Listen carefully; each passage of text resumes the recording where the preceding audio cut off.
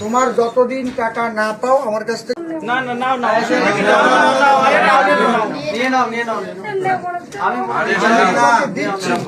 এই যে প্রথম মাসে 3000 টাকা নাও তুমি যতদিন না পাও আমি দিয়ে দেবো তোমাকে। আর যখন শুরু হয়ে যাবে তখন আর দেবে, ঠিক আছে? যখন পাবা তখন আমিও তো সরকার, অসীম সরকার।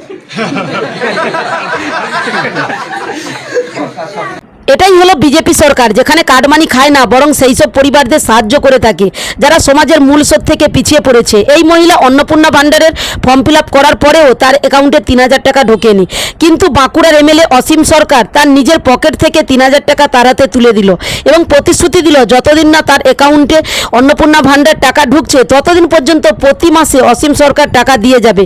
এটাই হলো তৃণমূল নেতা আর বিজেপির নেতাদের মধ্যে পার্থক্য। আমার এই ভিডিওটা দেখার পর অনেকেই হয়তো কমেন্ট বক্সে নেগেটিভ কমেন্ট করে যাবে, যার যেমন মনোভাব সে সেরকম মন্তব্য রেখে যাবে। যেটা সত্য আমি সেটাই তুলে ধরেছি। আর পারলে ভিডিওটা শেয়ার করে সকলকে জানার সুযোগ করে দিবেন। জয় শ্রীরাম, জয় জয় শ্রীরাম।